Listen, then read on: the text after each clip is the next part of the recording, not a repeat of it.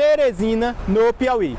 Hoje a gente vai conhecer um pouco da história da capital com o maior crescimento do Nordeste. Quais os segredos, quais as curiosidades dessa magnífica cidade.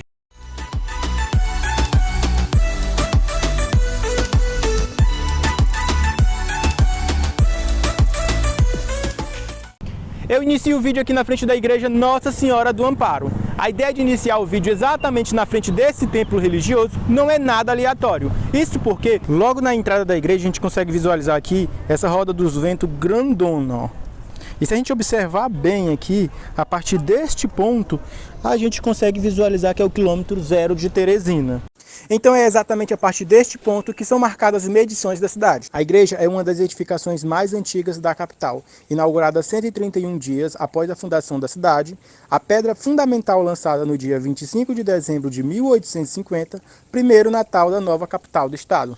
Com uma arquitetura eclética, predominantemente em estilo neogótico, conseguimos ver que essa passarela com parapeito ornado em curvas sinuosas unem as duas torres sineiras. Na frente aqui da igreja a gente consegue visualizar a Praça da Bandeira, e é para lá que a gente vai agora. É importante lembrar que Teresina nem sempre foi a capital do estado, pois entre os anos de 1761 e 1852, Oeiras era a atual capital. Entretanto, visto que a cidade de Oeiras, como capital, estava atrapalhando o desenvolvimento e o crescimento do estado, decidiram mudar para o Piauí.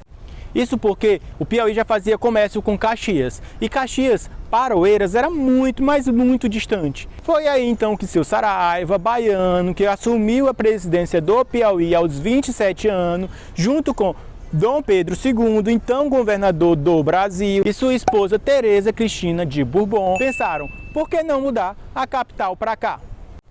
Aqui no meio da praça a gente consegue visualizar essa placa onde informa que Teresina foi fundada em 1852 por José Antônio Saraiva. Além da proximidade com Caxias, o que ia fortalecer bastante o Piauí economicamente, outro fator que influenciou trazer a capital para cá, para Teresina, foi o fato de Teresina ser banhada por dois rios, o Rio Poti e o Rio Parnaíba.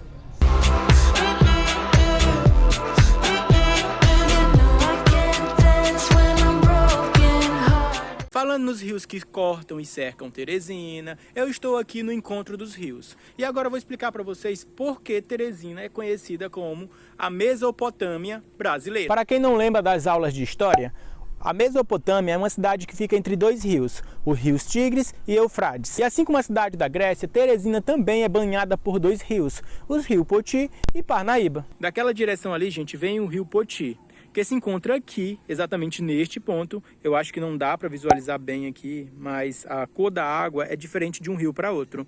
Ele se encontra aqui com o rio Parnaíba, que vem dessa direção. Este parque que eu estou aqui dentro é o Parque Ambiental Encontro dos Rios. E logo na entrada do parque a gente se depara aqui com essa estátua grandona do Cabeça de Cuia. Você conhece a lenda do Cabeça de Cuia? Antes de contar a história, eu devo avisar que ela é uma história bem pesada. Reza a lenda que Crispim era um jovem pescador que pescava e não conseguia nada.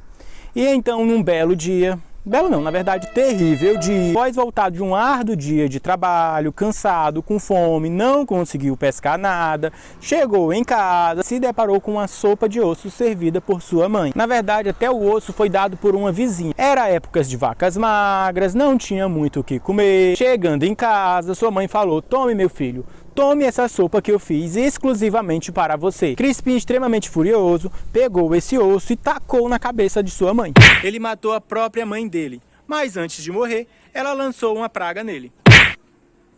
Só por causa disso, tu vai vagar 6 meses no Rio Parnaíba, 6 meses no Rio Poti, eternamente, até que você consiga devorar 7 Marias Virgens. E lavar louça. Que estão aqui muito bem representada por essas 7 estátuas aqui que ficam ao redor de Crispim. Então Crispim começou a correr em direção ao rio. E enquanto ele corria, sua cabeça crescia de forma anormal, até que ele se transformou na criatura que assombra aqui os rios Poti e Parnaíba. Conta a lenda que ele vira alguns barcos, assusta alguns pescadores das regiões, em busca de devorar as 7 Marias Virgens. E você, acredita ou não nessa lenda do folclore piauiense?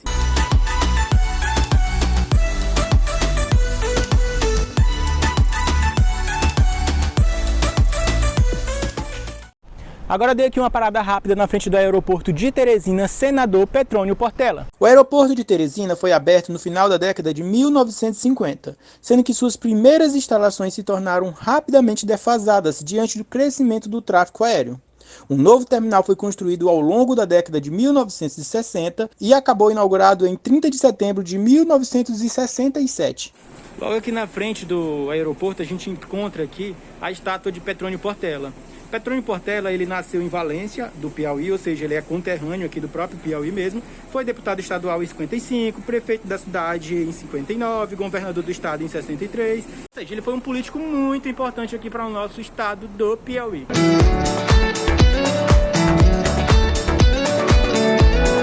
Voltando para o centro da cidade, agora estamos aqui na Avenida Frei Serafim. O nome de Frei Serafim se dá pelo famoso missionário que lá no século XIX ajudou a construir algumas igrejas e era até tido como milagreiro. Para quem não sabe, Teresina foi a primeira capital planejada do Brasil, como dá para perceber aqui na organização dessa avenida. Tá, e você está pensando, Alex, mas São Luís, Salvador, essas são cidades antigas que também tiveram seus centros planejados. Mas eu estou falando aqui das novas capitais. Este aqui é o Palácio de Karnak, é o local onde o governador do Piauí trabalha. Se a gente olhar bem para a estrutura dele, ele parece muito com a Casa Branca. O nome é dado em homenagem ao Templo de Karnak, que fica lá no Egito. Outro fato interessante é que essa avenida aqui que fica na frente do Palácio de Karnak, que começa ali lá na frente da igreja São Benedito, ela finaliza, olha, aqui nesse quarteirão. Então galera, descendo aqui na avenida, a gente chega aqui na Praça Pedro II. É mais conhecida como P2, principalmente entre os mais jovens. E na frente da praça a gente consegue visualizar aqui, ó, o Teatro 4 de Setembro.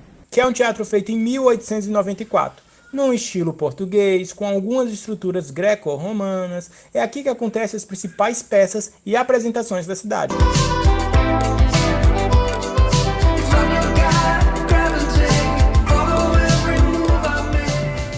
Agora estou aqui na frente do estádio Albertão. O estádio Governador Alves Tavares Silva, também conhecido como o Albertão, foi construído em 1973 e inaugurado em 26 de agosto do mesmo ano. Segundo dados das autoridades locais, 8 pessoas morreram durante o pânico em massa logo na inauguração do estádio, que estourou quando um espectador gritou que o estádio estava desabando, quando na realidade as vibrações sentidas foram supostamente causadas por uma aeronave que estava voando baixo. Os números de mortos variam bastante em diferentes relatórios oficiais.